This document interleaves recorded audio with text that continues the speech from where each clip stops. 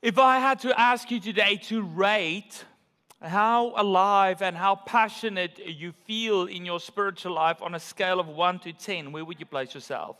Maybe 1 is like, I feel so disconnected from God, I don't even know if He's out there or if He cares for me. A 5 might be like, I sense there is a connection with God, but I'm still unsure, but I pray and I read my Bible, and 10 is like, I'm completely on fire for Jesus. Where would you put yourself?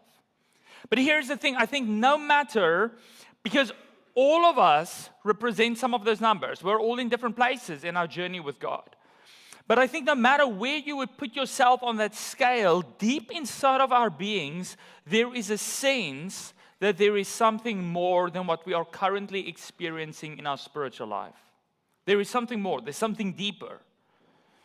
And we often start, when we start our journey with Jesus, people often start very passionately, right? They cannot wait to share Jesus with others. They cannot wait to read the Bible and to pray and to gather together as the church and to serve in all kinds of ways. And it starts so passionate. But sadly, over time, that passion often fades. And that burst of excitement that we have becomes just that, a burst. And soon our day-to-day walk with God becomes passive. Soon we are part-time parents and part-time spouses and part-time scholars and part-time workers and part-time DIYers and homekeepers and all kinds of things, full-time of that, but part-time followers of Jesus. It's like we fall asleep in our spiritual lives. And I once heard a pastor saying that passionate Christianity should be the norm for every believer, not the exception. And this is something that I've struggled with my entire life as I've been looking at the church. I grew up in it, like I come from a very long line of pastors and missionaries and theological professors. And although I grew up in Africa, our church wasn't the Bush Church in Africa. It looks just like this one, Western Church. And one of the issues that I've had so much in my life that I struggled with is, if passionate Christianity should be the norm for every believer, then why does it seem like the exception? Serving an infinitely powerful and beautiful and holy God should never be mundane. Never. And I don't know how we get to this place where we are just content with a mediocre spiritual life. I don't know what the core issues is. And maybe it is that we just distract ourselves into oblivion. That we have so much entertainment and we watch so much TV and we're so much on our phones and there's so much stuff to do and our schedules are so overpacked that we distract ourselves into spiritual slumber. Maybe it is comfort. Maybe it's that we are so comfortable in the Western world and we feel so safe and like everything is okay that we don't really need God. It's kind of like the Band-Aid that we don't need in all of our comfort. Maybe it's self-sufficiency, where it's like you are just so capable and you believe you can do so much on your own that there's just no need for you to rely on God. Maybe it is compromise. With everything we hear in the world and everything going on and all of the opinions of the world, maybe we just got to this place of compromise where we give up the truth of God's word and we hold on to all of the stuff that the world gives us, and we have compromised so much that we've compromised ourselves out of a relationship with Jesus. Perhaps it's cultural Christianity, where you grew up as a Christian, you grew up in the church, and you're so used to going through the motions and doing all the right things that just became the norm for you without ever thinking through what it means to passionately follow Jesus. You just go through the motions. I believe that in most of the Western world, we haven't rejected God. We've just replaced dependency on Him with routines in our lives. All kinds of routines of making money and taking care of ourselves and our health and doing things. And I believe we need to be brought back to an awakened state in our spiritual lives. And that is why we are starting this series today, Awakening. Because I do not believe God wants us to go through life spiritually asleep, spiritually dead, spiritually dry. God wants us to be fully awake, fully alive, and fully passionate for Him. And I believe that is possible through Jesus. And this is actually the start of a journey that will happen over 3 sessions this year that I really last year when I was doing my planning felt the Holy Spirit laid on my heart. And that is that although what we're seeing happening in Grace Church over the past 4 years is amazing, I do believe God has more in store for our church than what we're seeing. And therefore, this is Lent time where we are preparing ourselves for the crucifixion and the resurrection of Jesus, celebrating that. And therefore, in this time, as we're preparing to celebrate the most amazing event that could have ever happened in history, we are going to look at our spiritual lives and we're going to be honest about it with God. And then just before Pentecost Sunday, we are going to do a week of services where we're really going to focus on Jesus. We're going to do a series about revival. And near the end of the year, we're going to hear what God says to His church through the book of Revelation. But this is really a journey when we're positioning ourselves. So we're not trying to force anything, but we want to position ourselves in a place where we are ready for when God moves in a new and a powerful way. And our topic today for the first part of this series is Get Alive. Get alive.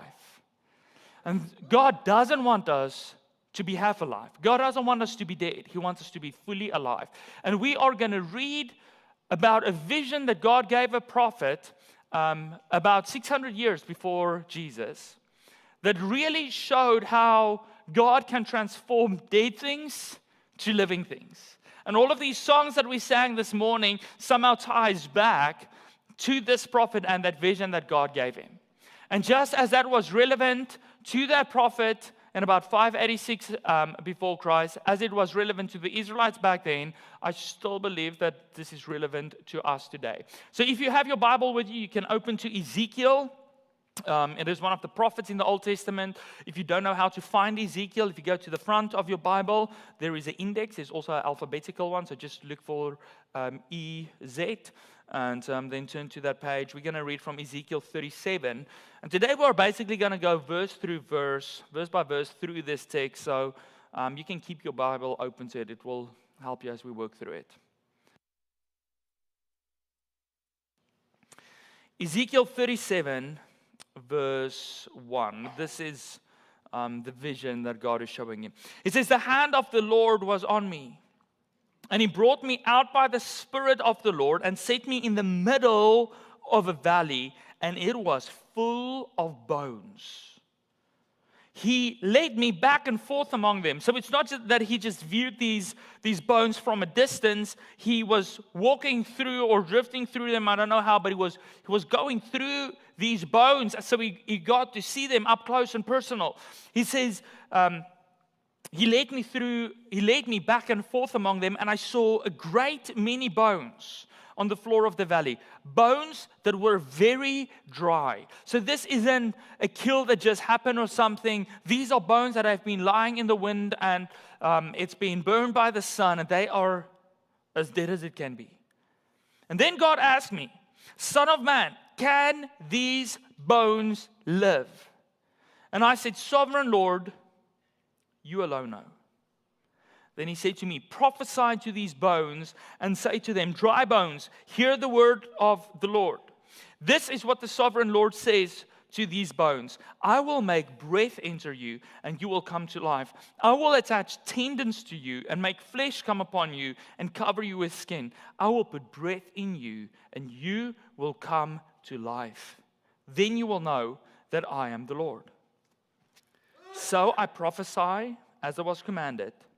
And as I was prophesying, there was a noise. There was a rattling sound, and the bones came together, bone to bone. I looked, and tendons and flesh appeared on them, and skin covered them. But there was no breath in them.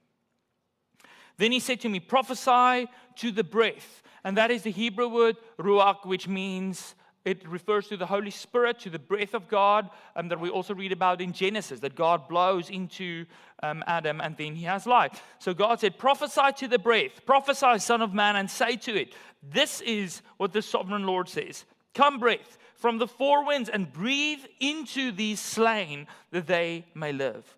So I prophesied as He commanded me, and breath entered them. They came to life and stood up on their feet, a vast army. And then He said to me, "Son of man, these bones are, or they represent the people of Israel. They say, our bones are dried up and our hope is gone. We are cut off. Therefore, I will prophesy and say to them, say now to my people, this is what the sovereign Lord says. My people, I'm going to open your graves and bring you up from them. I will bring you back to the land of Israel. Then you, my people, will know that I am the Lord.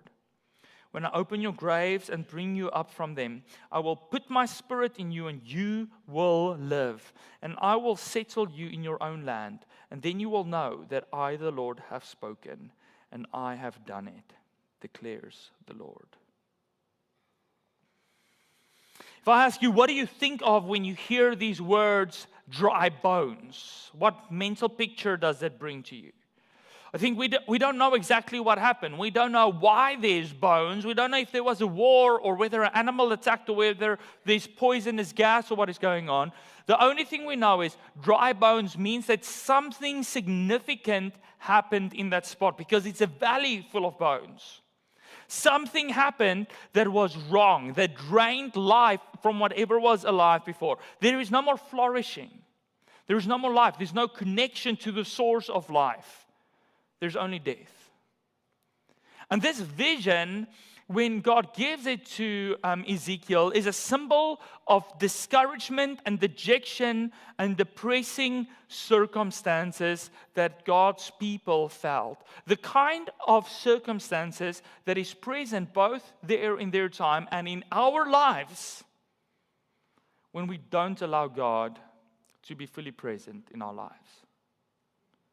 See, when was this written? Let me give you a bit of background. 586 before Jesus, the Babylonians conquered Judah, the southern kingdom of the bigger Israel, what was once Israel. And Jerusalem fell. That was the seat of David. And at this point, the Israelites, all of them now, the northern kingdom and southern kingdom, are all living in exile. They've been taken away from the country. They feel like all of the promises of God somehow has failed because David's ancestors are not sitting on the throne anymore. They're not living in the city of God. Everything has gone wrong. They are defeated. They've been killed. They've been exiled. And this exile felt to the Israelites like death. A place from where there is no return. They felt like dry bones, disconnected from God, like no hope is left. And perhaps you feel like that today. Maybe the last couple of days, or the last couple of weeks, or months, or years have been hard on your spiritual life. And you just feel like there's no more life in your spiritual bones. Like everything has dried up. Like you feel distant from God. You're not hearing His voice. You're just going through the motions trying to keep up, but there's no more passion in your spiritual life. And sadly to me, and listen, I have been there in my own life at a couple of points. So I'm not pointing fingers. But sadly, I feel when I look at the Western church, this is often what I see. I feel like often what I see is that so much life has been drained from people. Like there is this spiritual passiveness that has swept over people. And I often hear people saying like, Louis, I find it hard to just do the basic Christian disciplines. I find it hard to read my Bible. And when I read it, I find it hard to focus and to understand. And I find it hard to pray. And it feels like my prayers are just hitting the ceiling. And I don't really make church gathering, the people of God, a priority in my life. It's just like, it's hard, man. And perhaps you're not exactly there. Perhaps it's just that you're not passionate. The passion has died out. Content with the bare minimum. Content with showing up, just going through the motions and just seeing what we have and never believing, never hoping that there could be more both for you and for our church and for our nation. The point that God tried to show the Israelites, because He has warned them for years that if they keep drifting away from them, they're going to end up in this place. And the point that God is trying to make in this vision, that I believe He's still trying to teach us today, that is, if our relationship with God gets worse, then the deeper and deeper sleep we fall into. The drier our bones become, the more passionless, the more dead we become. And years ago, if you asked me, Louis, what is the most foundational spiritual discipline in your life? I would have probably told you it's reading the Bible, or it is praying, or it's attending church, or something like that. But what I have learned over these years, that all of those disciplines, if it's not connected to something deeper, are just habits. See, the most foundational spiritual discipline in my life these days is what Paul advised the Romans to do, is what Paul advised Timothy to do. And the most foundational spiritual discipline in my life is to stay fully alive and to keep the spiritual fire of God burning in my life. Because when the fire burns brightly, when I'm fully alive, it's not that I have to read my Bible again because the pastor kept calling me out and my Bible is full of dust. And it's not that I have to pray again, but I don't even know what to say. And why do I have to love my neighbor who keeps blowing his leaves into my yard? Like, I don't feel like I want to love him. And why do I have to serve at church? And they always say they have an end. Why do I have to give? When the spiritual flame is fully alive, it's not that I have to. It's that I want to. I want to worship God. I want to serve God. I want to pray. I want to be obedient to Him. I can't wait to hear His voice. I hear it clearly. And my life becomes a natural overflow of His grace and of His power. But you see, when the fire dims and smolders, when I'm like dry bones, even the most basic commitments to God becomes burdensome. And no matter how much effort I put in, I just cannot maintain it. I think the problem is that it's so easy for us to believe that the state we are in, even if it's completely dry bones, that is normal. You see one bone in a valley of dry bones, don't tap the others on the bone and say like, hey buddy, why are you so dry? Where's your skin? Where's your meat? You don't look so good. He just feels like he's part of a group that looks just like him. He doesn't question if this is normal. And I said this last week at the end of our marriage series, that our eyes get so used to the darkness that we don't realize we're in darkness anymore. We get so used to a spiritual, defeated life that we don't realize God wants more for us. You see, and that doesn't happen by accident. This happens by design of our enemy. Because the Bible warns us that we have an enemy, the Satan, that's out to destroy us. And we think of life of our human lives as body, mind, soul, and spirit. And spirit is this little thing that I bring in on a Sunday for an hour. Maybe during the week if I'm at a grace group. See, but the point is, we are not these four different individual things. It makes us one being.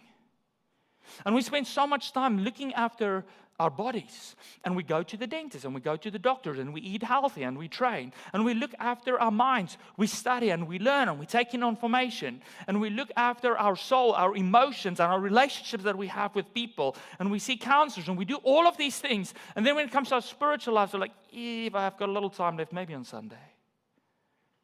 So spirit is the breath of God that's been breathed into us.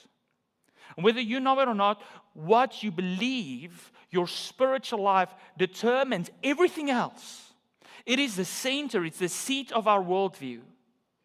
And how you view what your spiritual life is will determine how you view your body, how we need to take care of it. It will determine how you view work. It will determine how you view gathering as the church, how to care for nature. All of those things for us as Christians flow from our spiritual worldview, from God. And the devil knows this. So he knows if he can take our spiritual life and dull it, if he can bring dry bones to our spiritual life, then the rest will naturally unravel and move further and further away from God. You were made not to simply survive spiritually. You were made to spiritually thrive. Not to survive, but to thrive. You know what the problem for me is with preaching sometimes, and especially series like this, is that people tend to always listen to a sermon for someone else. It's like, yeah, look, you need to preach this as my husband. My son needs to hear this, or my daughter.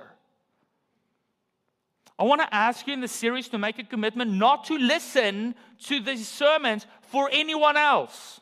Invite everyone else, but allow God to speak into your own life, because He has a message and a word for you. And God wants you to hear today that we all, that includes me and it includes you, should wake up spiritually. He wants us to hear that He wants to breathe new life into us. And this is what Jesus said. He said, I came to give you life. He says, a thief comes to steal and kill and destroy. That is our enemy, the Satan. But Jesus says, I came to give you an abundant life. I came to give you a rich and a satisfying life. And in a world where we are bombarded with images and counterfeit experiences that constantly demand our attention and that threatens to distract us away from God and away from the things that He wants, it's easy to lose our spiritual focus and settle for cheap substitutes. We need to discover how to remain awakened to God so that we can feel Him and hear Him and have a clear vision for our lives. But how do we do that?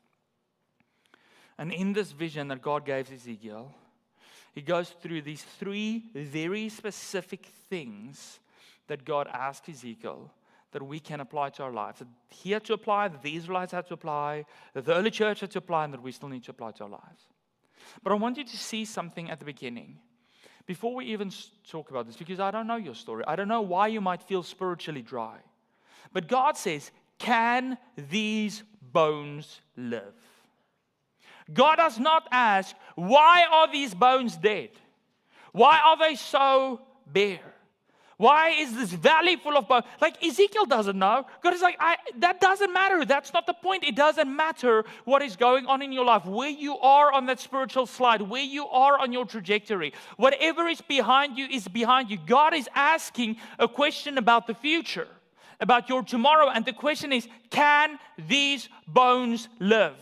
Can graves be turned into gardens? And then Ezekiel answers in verse 3. And he says, God, only you know. And this is the most simple answer, but that reveals 2 deep-seated things that I believe Ezekiel understood in that moment. One is he understood that this is death. That this is a hopeless situation.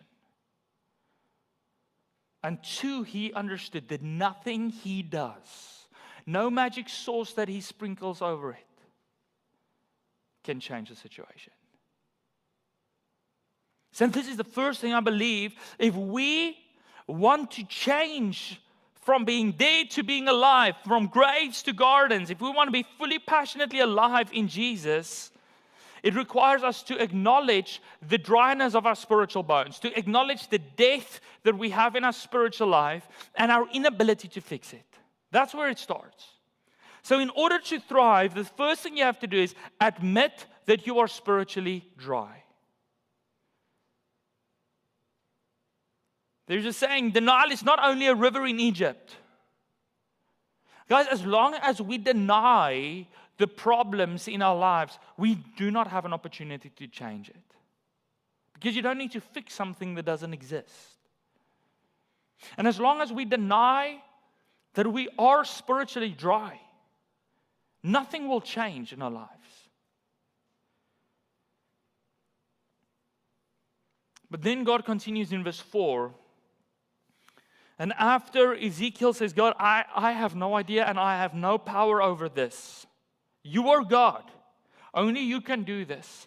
Then God tells him to do 2 things. He says the second thing he has to do, or the first thing of his two commands, verse 4, prophesy to the bones. Hear the word of the Lord. And when he prophesied to the bones and he spoke the word of God to the bones, something started happening with these bones. He started hearing this rattling, and he see bones just coming from all over, flying through the air, connecting joint to joint. And suddenly meat and tendons and muscles and skin is forming around these bones. And God's word, that is what God's word does. It brings wholeness to the pieces in our lives. It brings healing to what is broken. It brings truth and substance to our lives. It pieces together all of the things that seem so disconnected in life. It brings healing to whatever exposed wounds you have. And that is the second thing. If you want to experience spiritual awakening in order to thrive, we have to return to the Word of God. There is no other way. Spend time in and with God's Word. You will hear me say this till you're tired of hearing me say this. You have to read your Bibles. This is not enough. If you don't have a Bible, you go to the info desk. We've got Bibles for free for you. You go downstairs if you have kids. They've got Bibles for free. You're a teen, just ask Etienne. He's got Bibles for you. But this is not enough. We have to spend time in and with God's Word. It means we need to be tuned in to God's Word. So read your Bible. Come to church. Hear God's prophets, His pastors, people speaking God's word to you. Do that. But also engage directly with it. But it is not enough. Because in verse 8, He prophesied to the bones, and they started connecting, and tendons and meat formed around it. But is there life? No. He looked at bones, and now He's looking at bodies. He's seeing a graveyard not filled with bones anymore, but filled with bodies. You see, and sadly, you can have Christian structure without Christian life. You can do all the right things. Read your Bible. Come to church. Serve. Give. Do all those things and still have no life. Something happened that moved it from bodies, where pieces that were broken have been put together, to life. And that is in verse 9 where God says, prophesy to the breath. So speak to the breath. Speak to the Ruach, the Spirit of God, and tell it to enter these bodies so they may live. And the moment that Ezekiel spoke, we read that the Spirit of God came from the four corners of the earth, reminding us that no matter how bad stuff seems, no matter the wars going on in the world, no matter how much your life might be falling apart, God is still in control from all four corners of the world. His Spirit comes and He enters, the breath of God enters those bodies, and suddenly they stand up. But these are not just bodies. These are people, and He says that is a vast army. So He's not looking at naked bodies just standing there. He's seeing soldiers that's equipped, that is ready for what is coming. And this is what God's Spirit does in us. God's Spirit makes us fully alive.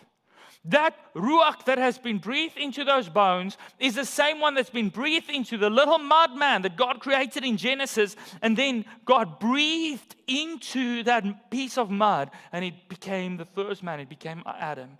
That Spirit is still the one who does that work that brings life to us. So we have to pray. We need to talk to God's Spirit. We need to invite Him in.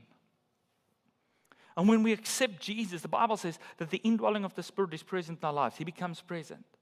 But there is a constant infilling that we need to ask God for, to say, God, fill me with your Spirit. Constantly. And the beauty of the Holy Spirit is it changes everything. When I was studying, we had students that came and studied Greek and Hebrew, ancient Greek and Hebrew with us. They didn't study theology. Most of them weren't Christian, and they just studied that because the Bible is one of the most well-preserved and most beautiful ancient pieces of literature that we have. It's not a book. It's a library of 66 books. And they study these ancient languages just to read these ancient manuscripts. And listen, you can read the Bible as just a book, as just a manuscript, as just poetry or prose or lamentations or whatever it might be. But when the Holy Spirit fills us, He turns God's Word alive. And after 18, 19 years of giving everything I have to be a student of God's Word, to preach it faithfully, to learn as much as I can about it, what I love is each time I open the Bible, and even if I've read that piece 1,000 times, if I pray and I say, Holy Spirit, speak to me through your Word, something comes alive that I've never seen before. Or a truth I'm reminded of that I've forgotten. Prayer moves from being this monologue in your head to this conversation with your Father. And they're like, I don't even know how to pray. You know what the Bible says? Then the Holy Spirit will intercede on your behalf with groans that you don't even understand. He brings life to us. So in order to thrive, we need to invite the breath of God. We need to invite the Holy Spirit into us. And that's always where revival starts. Is when people are tired of the timidity, of the passionlessness of their own spiritual life, of that in the church, and they start praying and they say, Holy Spirit, we want more of you. We want more dependence, less self-reliance. And I said, if you don't know where to start or how to do this, we've got 4 weeks ahead in the series, and we're going to help you and talk practically about how we make space for God. Next week, we are going to talk about fasting. Maybe you know fasting, maybe you don't. Maybe you practice it to lose weight or as a healthy habit thing. But we're going to talk about the value of this ancient principle in our spiritual lives and why Jesus said it is still important. So this week, we'll post some blogs about this. We'll send out an email and you can read about it to prepare yourself. We're going to fast for 21 days. Some of you might want to do it shorter or longer. There's no prescribed thing, but we're going to try to start next Sunday. So it's good for you to read that and then prepare your heart. What happened when the bones heard the word of the Lord and were filled with His Spirit? They became fully alive.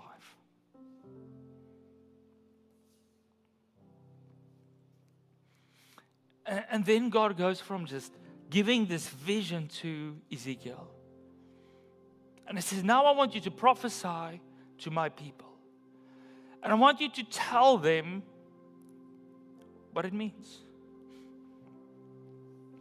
And verse 12 to 14, He tells us 3 things that will happen if we live in God's Word, if we acknowledge our shortcomings, if we invite His Spirit in. When He brings life to us, 3 things happen. 1, He says, I will open your graves and you will have new life. You see, regardless of your current circumstances, regardless of your pain, regardless of the stuff that you've confessed, regardless of where you are, God says, I will take graves and turn it into gardens. I will take bones and give it life. I will take you and I will make you fully alive and awake in Jesus Christ. From absolute darkness to absolute light. And this vision, this prophecy reminded the people of God to hold on to Him even when there seemed to be no hope. But then verse 13, He says the second thing, He says, and once you've been transferred from darkness to light, He says, you will know that I am God. He says, no more wondering, no more searching, no more hoping that maybe you are serving the right God. No more wondering if your prayers get through to God. No more feeling disconnected from Him. You will know Him. You will experience His power and His love and His grace, and you can have the relationship with God that you've longed for so much. And He says in verse 14, and then I would put my Spirit in you, and you will live and settle in your own land. And that is a blessing. A promise of a blessing that God says, I want to bless you more than you can ever bless yourself. I want to bless you something you can never find in yourself, with my Spirit in you. I want to bless you with the things you need every day, with land, with a home, with food, want to bless you with that. I want to bless you with eternity after this. See, when God awakens us, we live again. When God awakens us, we know Him deeply. And when God awakens us, we flourish under His blessing. And then God says, at the end of this, I have spoken. I have done it. It's like a mic drop. Full stop. Period. I have spoken and I have done it. So there's not a question, can this be possible? The question that you are left with today is, do you want to stay dry bones? Or do you want the breath of God in you? Let's pray.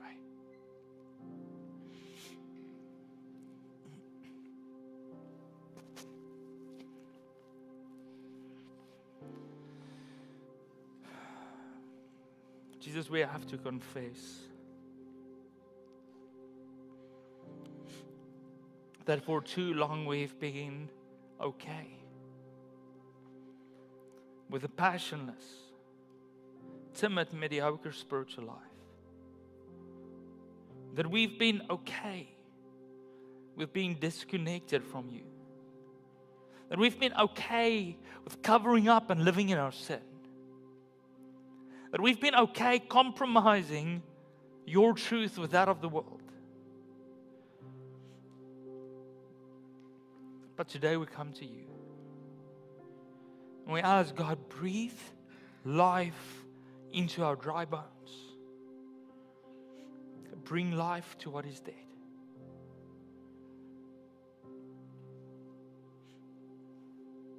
We pray it in Jesus' name.